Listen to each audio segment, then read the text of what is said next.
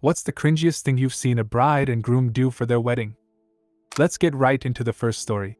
Long ago, I worked at a banquet hall and witnessed a fully NASCAR-themed wedding. During the reception, they played the audio of the proposal going out over the PA at the track. It was fully unintelligible. Other highlights were the owner locking himself in his office to avoid the bride's father because he was threatening him to haggle on the costs. In the end, we had to call the police because the bride in gown climbed over the bar to steal more sweet MGD after we had closed the taps and the event was over. Next story. I'm in the wedding industry. I've been to over 3,000 weddings. The singing your vows thing is never ever going to work out like you think it will. Never sing your vows. Never attempt to sing any part of your wedding. It will not go as you visualized it. A wedding day is not a good time for surprises. Don't surprise your bride with an unexpected part of the ceremony. Don't surprise your mom by the wedding itself. True story. The bride told her mom she was going to an engagement dinner. The only exception to this rule is if you give the bride a surprise addition to her ring. Grandma's diamond. A ring made from her parents' rings, etc. Jokes about us later are never funny. They make people uncomfortable, and it makes you look like an adolescent. There will always be crickets after you make the joke. If you are going to be late, communicate that to everyone somehow. Have your or your parents, or someone tell everyone you will be late. The staff needs to know, especially if you forget the rings, don't stress it. It's a funny story. If you forget your vows, wing it as best you can, just don't sing. Ask the officiant for help for last-minute vows. Finally, don't get drunk and be a jerk. You don't want to be that guy. Plus, if you are drunk, you won't be able to have us later. Next story. I was a photographer for a wedding where the bride was marrying a man with 2 kids from a previous relationship. I was in the bridal suite when the bridal party was getting ready and all of the bridesmaids had matching silk robes. The flower girl, groom's daughter, was there too. They asked me to take a group photo of the bridal party and one of the women in a silk robe was standing awkwardly to the side. I thought she was just shy or something, so I waved her into the photo. And the room got dead silent, and the bride was like, "Oh no, we don't want her in the photos," and glared at me like I should have known that. Apparently she was the groom's ex-wife and was there to take care of the flower girl, but why did you give her a matching bridesmaid robe? I wanted to crawl in a hole and die. Next story. At my cousin's wedding, they did the thing where the groom removes the bride's garter and tosses it to all the single guys. I guess none of the guys wanted to be next to be married, because once the groom tossed the garter, no one grabbed it. It just landed on the ground a few feet in front of a crowd of motionless guys. The groom tossed the garter 3 times before one guy half-heartedly picked it off the ground. The bride wouldn't look at any of those guys for the rest of the night. Fifth story. Oh, let's see. Groom changed who his best man was and didn't tell the original BM until the start of the ceremony. Bride and groom asked a guest to bartend the reception. At the reception, groom dirty danced with his stepmom. Full hands on her. Bride and groom hauled their wedding party up to do a choreographed dance to Meatloaf's Paradise by the dashboard lights, but didn't give them any pre-warning or teach them the dance. That song is 5 minutes long. Wedding was at a scenic boarding school campus during the summer. Guests were told dormitories were complimentary to stay in. Guests were not told there would be no bedding provided or AC in the building. Groom later emailed everyone who stayed in a dorm asking for money. Same bride and groom chose another friend's wedding reception as the right setting to yell at a third pair of mutual friends for not including them in their wedding party. Story number 6. But one of my favorite memories from years of cater waitering was this long Indian wedding where they had a lot of random relatives get up to give a toast. Everyone's giving these long speeches and then one uncle gets up, goes, "I made him waffles once," and sits back down. I swear to God, bless that man. Wherever he is, toasts in general are usually terrible and full of cringe. Just keep it short, sweet, and genuine. No one wants 15 minutes of inside jokes that are embarrassing and don't make sense. Story number 7. Dated a girl in my 20s and went to her friend's wedding in upstate New York. In the middle of the service, the minister's cell phone rang. He answered. It was God. God wanted to talk to the groom. Conversation lasted a couple minutes, then the ceremony continued. Next story. The minister or pastor used to date the bride and gushed about how wonderful she was. Told the groom if he ever died not to worry, he'd take care of her. I was shell-shocked. I so wished I could think of a reason to ask the couple for a copy of the video of their wedding but couldn't quite find a legit one. Story number 9. This happened right before our wedding. We were set to have my now husband's family friend that's a pastor be our officiant. I am not religious whatsoever but open to anything. My husband's late mother was a Sunday school teacher, and so his family is pretty religious. Anyway, We went to the pastor's house to go over our wedding plans and everything, and he asked me if I was going to center my marriage around God. The answer was no. It got awkward real fast. It became a back and forth as to why I won't accept Jesus and how awful that is. He didn't like it either. We were getting married at a country club. He then refused to do the wedding. We scrambled and found our town's mayor to marry us. I made my own ceremony and wrote the whole thing from scratch. Then the day of the wedding, the mayor mentioned her recent back surgery and just wanted to get this over with. She called my husband Eric multiple times. His mark is Evan, and she was high on painkillers, so she went off script there for a bit. Have you ever watched I Now Pronounce You Chuck and Larry? Yes, she did. The whole marriage is a circle script. It took everything we had not to die laughing. And that pastor? He showed up and watched the whole thing go down. We got a picture with him at our wedding. Him and his wife cropped us out of it, and he made it his profile picture. Next story. My God, the speeches. Here's the backstory. The reception was scheduled for right after the ceremony, but at a different location. We couldn't eat until the wedding party got there. They showed up 2 hours late because they were cruising around on the party bus and drinking. After showing up, they decided to do the speeches before dinner. Speeches from the best man, the maid of honor, a few parents, and random people. I've never listened to so much boring crap. It took more than an hour to get through them all. So basically everyone sat around with no music and no food for 3 hours. The bar wouldn't open either, so we had only water to drink. Nearly everyone, including me, left after eating. It was disrespectful to their guests. Next story. I worked as a wedding videographer. This is the only bridezilla I encountered in 10 years. This girl was so self-centered she kept everyone waiting at her outdoor ceremony for more than an hour while she was pampered in the makeup chair. While she's having them redo this and touch up that, she's sort of making up her wedding vows in a very relaxed, casual manner, completely inappropriate for the 100 people sweating under full summer sun waiting on her. Her aunt came in and very gently reminded her people were waiting on her, and that it's been more than an hour, and she threw a tantrum, screaming, "I feel like everyone's forgetting this is my day." Eventually she comes out. Vows are lame and borderline incoherent, and one of the groomsmen, sweltering under coat and vest and shirt and sun, passes out from heat exhaustion. The officiant whispers to ask the couple if they should stop and make sure he's okay, and she goes, "Nah, he's just being dramatic, keep going." As the couple is headed back up the aisle, an ambulance can be seen arriving to tend to the poor overheated groomsmen. Story number 12. My friend got pregnant at 20 with a piece of crap guy, so they got married. It was me, our friend, her mom, and then just the two of them. They got married in some random lady's house. We sat on computer chairs in a small living room with the lady's dogs sniffing us and barking. The whole thing lasted maybe 5 or 10 minutes. After, we proceeded to take wedding pictures in the parking lot of a dollar store, and then we got McDonald's. I made a little bouquet out of some ferns and leaves that were in the McDonald's parking lot. She threw the bouquet, and it ended up getting run over by someone going to the drive-thru. LOL, needless to say, it was a trashy affair and their marriage didn't last long. Next story. When I was 11, my cousin got married for the 3rd time. I never really liked her because A, she was 37 when I was 11, we didn't have a lot in common, and B, she was pretty full of herself. The wedding itself was fine.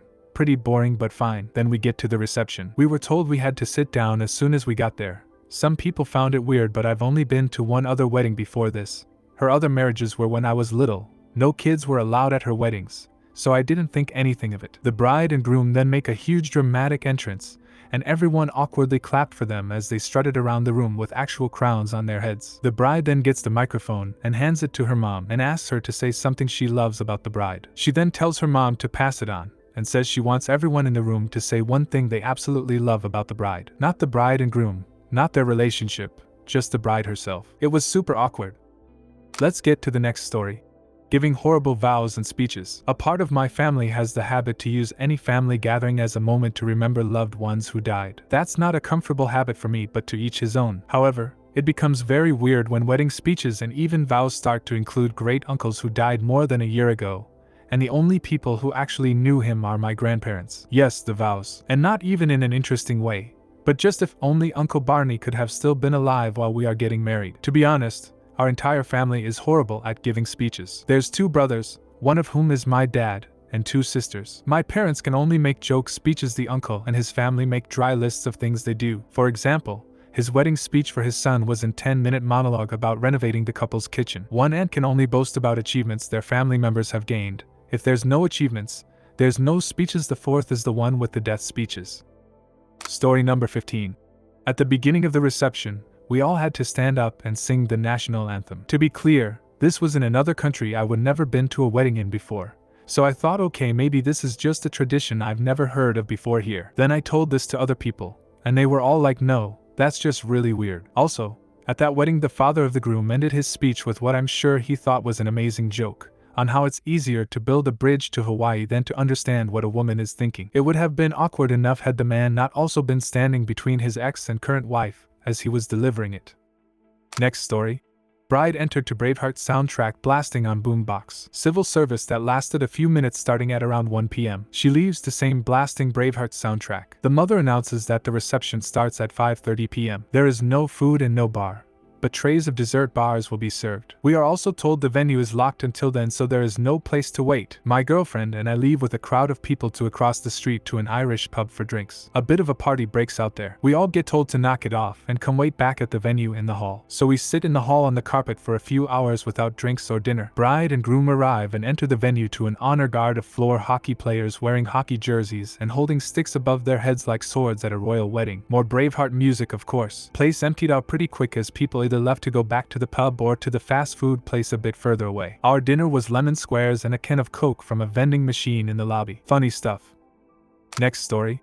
Not the bride and groom but the bride's father. I was the best man. They married young after she fell pregnant. It wasn't planned, but they clearly loved each other, and it was the right thing for them to do in their eyes. Both Christian. Anyway, come the wedding day I'm sat next to the bride's father at the reception, and I can see he's looking at his prepared speech repeatedly. I can see phrases like not ideal, would have preferred not to welcome you into the family in these circumstances, etc. Just before the groom gets up to give a speech, the bride's father excuses himself to nip to the loo, leaving his speech behind. I'm not ashamed to say I swiped it, and then pleaded ignorance when he returned. In the end he stood up and muttered a few words about love and then sat down. I never told the groom, and I'm happy to say they're still happily married 20 years later.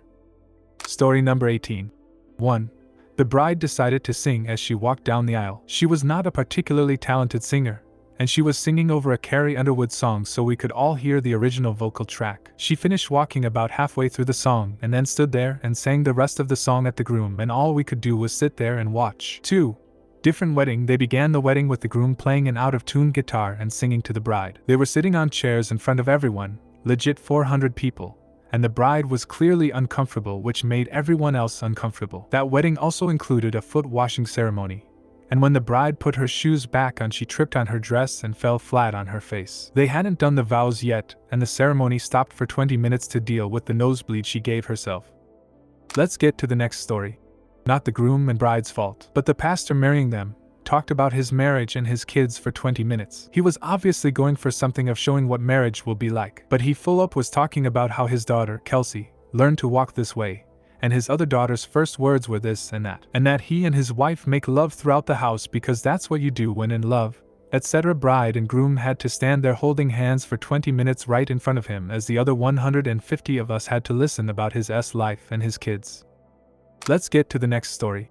Okay, so as soon as the bride and groom got out of church, everyone went to congratulate them and give gifts, which usually are flowers/alcohol plus envelopes. The bride had a pen and notebook, and she signed each envelope or wrote in notebook if someone didn't give her envelope. Later, as we went to the restaurant where the party was about to start, we waited for 2 hours for the pair. Turns out they made us stop during their ride to count money. As they finally got to the party, they started complaining that they didn't make enough to pay for the party expenses and earn more. They only spend time only with the rich part of family. The poor tables didn't get the good cakes/food. There was literally different food on some tables. I sat near our poor part of family. No meat or cakes made it to the table. Me and like 7 other people didn't get forks. Only spoons. Why would you give fork to someone when there's only soup for them to eat, right? Now, mind you, I gave them enough to pay for like 5 plates/people, and I helped them during preparations.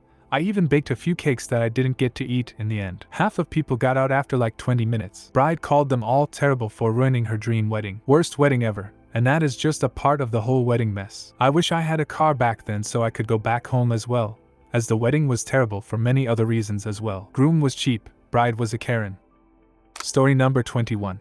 I was debating whether or not to share this story. My aunt and her current husband had their wedding at an old movie theater. It started off a little rocky with the officiant wearing full goth attire. They read each other's vows, and after that the groom announced he had written a song about my aunt. He's in a rock band. He then proceeded to play an electric guitar and sing a song about having sex with her, how good she tastes, and detail vulgar acts while on stage. Meanwhile, the goth Officiant played the drums. Keep in mind both of them have children who are on stage and our family is watching this, including the bride's dad. Once he was done, they mixed different flavors of alcohol into a margarita glass to show that they are now one and made out. My brother and I left shortly after and attended the wedding dinner that took place 4 hours later that was equally as crazy. Safe to say we don't talk to them very much. Let's get to the next story.